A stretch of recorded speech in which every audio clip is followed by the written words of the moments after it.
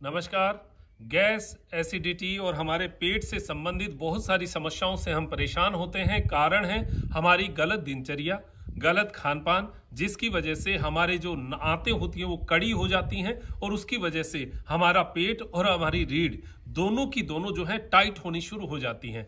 शरीर का लचीलापन माँ के पेट से बच्चा जो है सीखता है, लेकिन जैसे ही बाहर आता है वो अपने शरीर को हार्ड बनाता जाता है और बुजुर्गियत तक शरीर एकदम पत्थर जैसा हो जाता है।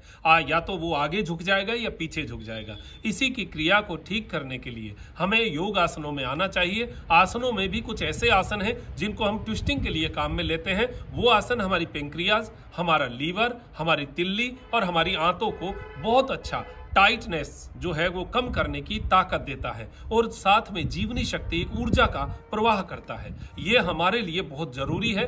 दिन में एक बार कम से कम ट्विस्टिंग पोस्चर करने चाहिए। तो आज की हमारी चर्चा है वो है भारद्वाज आसन की। भारद्वाज आसन जो ऋषि द्रोण है, जो कौरवों के, पांडवों के गुरु थे, उनके पिता भारद्वाज ऋषि के नाम से इसको लिया गया। और ये आसन जो है ये हमारी आंतों को बहुत ताकत देने वाला, रीढ़ की हड्डी की स्टिफनेस को खत्म करने वाला, गर्दन से संबंधित समस्याएं हो और चाहे कमर से संबंधित हैवी प्रॉब्लम है तो आपको डॉक्टर से राय लेनी चाहिए, लेकिन सामान्य परिस्थितियों में ये गर्दन की ताकत को मजबूत करता है। रीढ़ की हड्डी में जो क्लोट्स जम जाते हैं, जो रीढ़ की हड्डी को घूमने नहीं देते, ये आसन उसमें लाभ करता है। हमारे पांवों की नसों को बहुत मजबूत करता है। सिंपल सा आसन है। गैस ब्लोटिंग के लिए तो रामबाण है। आंतों को साफ करने के लिए, यानी अपान वायु जिसके पेट से नहीं निकलती है उसको निकालने के लिए ये आसन परफेक्ट है। इसका नाम है भारद्वाज आसन। करना कैसे है समझ लीजिए।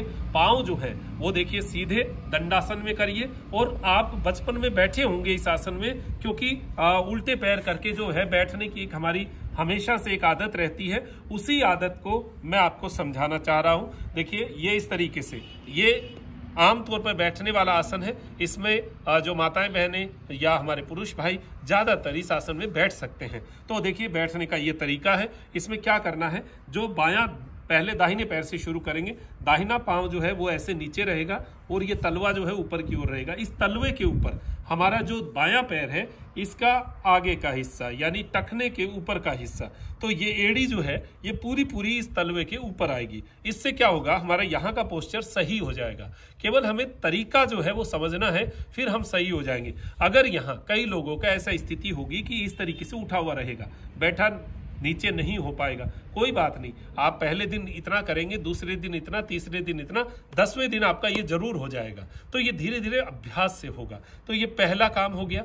ज्यादातर लोगों को ऐसे बैठा जा सकता है, कोई सामान्य बहुत हैवी जो है प्रॉब्लम नहीं आएगी। तो ये तो हमारा हो गया बैठने का तरीका। अब इस आसन को करना कैसे है, देखिए ये तो आ गया, आधा हिस्सा हो गया ना। अब इसमें भी आप देखिए पिंडलियां प्रेशर में आ रही हैं। ये पिंडलियां जो वज्रासन में जो लाभ मिलने हैं वो लाभ भी इसमें मिलेंगे। साथ में हमारी जो हिप्स हैं, ये दोनों जो है इसकी नसें, या जैसे यहाँ हिप्स की नस का जो पेन किसी को होता है तो वो रीढ़ की हड्डी के यहाँ से कमर दर्द होता है, तभी तो ये दर्द आता है ना। तो ये यहाँ पर इस तरीके से ये डायमेंशन जो है ये रीढ़ को यहाँ पर प्रेशर देने का काम करता है। तो ये जो जोड़ है, इस जोड़ में ब्लड का सर्कुलेशन बढ़ता है और हमारा शरीर जो है वो लचीला होना शुरू हो जाता है, यानी यहाँ की स्टिफनेस खत्म, कम हो जाएगी धीरे धीरे। पहले दिन इतना हो रहा है तो इसका मतलब स्टिफ है, और धीरे धीरे आपका पैर नीचे होता जाएगा। अब इससे आगे का पोस्चर, आगे देखिए वैसे तो एडवांस होता है, लेकिन सामान्य स्थितियां बता रहा हूं जो आम आदमी कर सकता है। ये जो दाहिना हाथ है इसको हम पीछे की ओर लेकर जाएंगे, यानी जितना पीछे, अब इसको ऐसे समझिए, ये जो दाहिना हाथ है इसको ऐसे पीछे की ओर ऐसे कटोरी बनाते हुए जितना आप पीछे ले जाएं। कटोरी इसलिए बनानी है कि हाथ टिका देंगे तो हम इसको पूरा खींच नहीं पाएंगे, लेकिन अंगुलियों के पेस पे होंगे तो पीछे खींच पाएंगे। और जो दाहिनी साइड में हम हैं तो बायां हाथ जो है वो ये जांघ जो है इसके पास में इस तरीके से ऐसे लगाएंगे। इससे क्या होगा, इससे हमारा जो फ्रंट भाग है इसको घुमाने में सहायता मिलेगी। तो ये ऐसे हाथ रखा तो ये जो हमारी ठोकर लग गई, इसकी जांघ की, दाहिनी जांघ की ठोकर लगी, और ये जो हाथ है ये हमारा ऐसे कटोरी नुमा रखा हुआ है। तो इसको श्वास छोड़ते हुए, जितना श्वासों का ध्यान रखिएगा, यहाँ पर श्वास तो सामान्य रहेगी, लेकिन यहां से श्वास छोड़ते हुए जाना।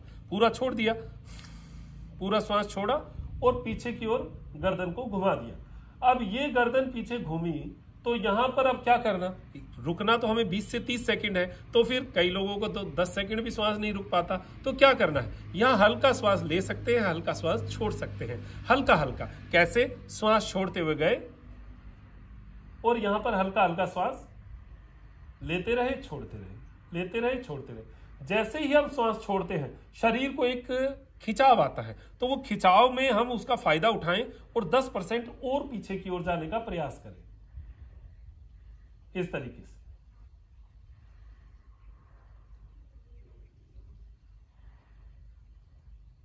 और श्वास छोड़े हुए में धीरे धीरे शरीर को पहले धीरे धीरे लाइए, हाथ मत उठाइएगा वरना झटका खिंचाव आ सकता है, क्योंकि आप अपने शरीर को एकदम से लास्ट पराकाष्ठा तक लेकर आ गए हैं। आपका शरीर उस समय खिंचाव में है, तो अगर एकदम अचानक से किया तो यहां पर क्रैम्प आ सकता है। शुरू में धीरे धीरे आपका शरीर लचीला हो जाएगा, बहुत बढ़िया लगेगा। अब देखिए ये जो खिंचाव हमने किया इससे कहां कहां इफेक्ट आया। यहां से शुरू करेंगे तो देखिए ये जो हमारी जांघ की जो नसें हैं यहां आया और यहां आया। अब इसी के जस्ट पीछे रीढ़ है, रीढ़ का लंबर का एरिया है, वो पूरा ट्विस्ट हो जाएगा।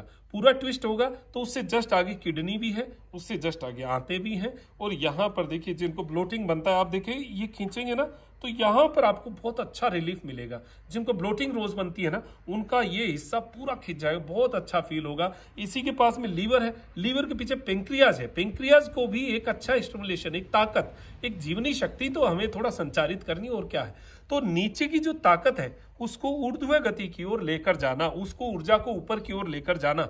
ऋषि मुनियों का नाम इसीलिए कि वो ऋषि जो थे वो अपने जीवन के बहुत ताकतवर यानी बहुत जीवनी शक्ति वाले थे, तो उन्हीं के नाम से हमें जीवनी शक्ति मिले, ऐसा प्रयास इन आसनों में किया जाता है। श्वास छोड़ते हुए पीछे की ओर जाकर 20 सेकंड रुकना। तो अब देखिए अब यहाँ पर ये भी खींचा है, चेस्ट भी जो है वो जगह मिली। मूल जो लाभ है वो यहाँ से लेके यहाँ तक की जो नसें हैं, जो ऑर्गन्स हैं, उनमें मिलता है। इसी प्रकार दूसरी साइड में भी कर सकते हैं। तो ये पांव को खोला और ये जो है बायां पांव और उसके ऊपर दाहिना पांव। अब देखिए तलवे के ऊपर एड़ी का हिस्सा आएगा, दोनों घुटने जमीन पर आएंगे, ये एक सीध में होने चाहिए। और पीछे जो है बायां हाथ मैंने पीछे जो है वो ले गया और दाहिने हाथ को भी यहां पर इसके ठोकर लगा दी और पीछे देखना ऐसे। अब ये इसमें इस वाला हिस्सा जो है ज्यादा प्रेशर में आएगा, वही 20 सेकंड 20 से 30 सेकंड रुकना है। ये अगर आप अपने योगासनों की श्रृंखला में बैठ के करने वाले आसनों में इसको डाल लेते हैं। ट्विस्टिंग पोस्चर है, आराम से करने वाला है, बहुत जल्दीबाजी कुछ नहीं है। इसको जब करेंगे तो ईड़ा और पिंगला नाड़ी के जो ये हमारे जो हिस्से हैं, इन हिस्सों के ऊपर भी एक आराम मिलता है, एक सुकून मिलता है। क्योंकि आप देखिएगा कि शरीर जो है वो कुछ डिग्री टेढ़ा है, तो इससे हमारे जो ये रीढ़ की हड्डी में भी एक अच्छा सुकून जो है वो मिलेगा। 45 डिग्री हमारे बॉडी को हम घुमाएंगे और धीरे धीरे धीरे धीरे पीछे लेकर जाएंगे। ये हमारे शरीर की ब्लोटिंग को, गैस को और आंतों की ताकत को आप 15 दिन इस आसन को करके देखेंगे तो आपको लगेगा कि वाकई में मैंने क्या शानदार आसन किया है। और आपको पूरे दिन एक एनर्जी का भाव, क्योंकि इतने ऑर्गन्स को एक साथ स्टिमुलेट करने वाला एक ही आसन है। और ऐसे आसन तो बहुत सारे हैं, लेकिन ये ट्विस्टिंग पोस्चर में पहला आसन ऐसा है जिससे हमें शुरुआत करनी चाहिए। फिर उसके बाद में तो मरीचासन हो, चाहे अर्ध मचेंद्रासन हो, चाहे वक्रासन हो, बहुत सारे आसन हैं इसके बाद में। तो ये एक आसन से शुरुआत कीजिए, बहुत सिंपल आसन है। जब आप कभी पढ़ने भी बैठे तो ऐसे आसन में बैठ के एक बार पढ़िएगा, आपको लगेगा जैसे कमर जो है एकदम से खुल सी गई है। तो ऐसे कुछ कार्य करिए और जीवन को लाभ बताइए, और आप जीवन में स्वस्थ हो, मस्त हो, ऐसी अपेक्षा करते हुए मैं डॉक्टर मनोज योगाचार्य त्रिनेत्र योग धाम से त्रिनेत्र टीवी के लिए लेता हूं इजाजत। नमस्कार।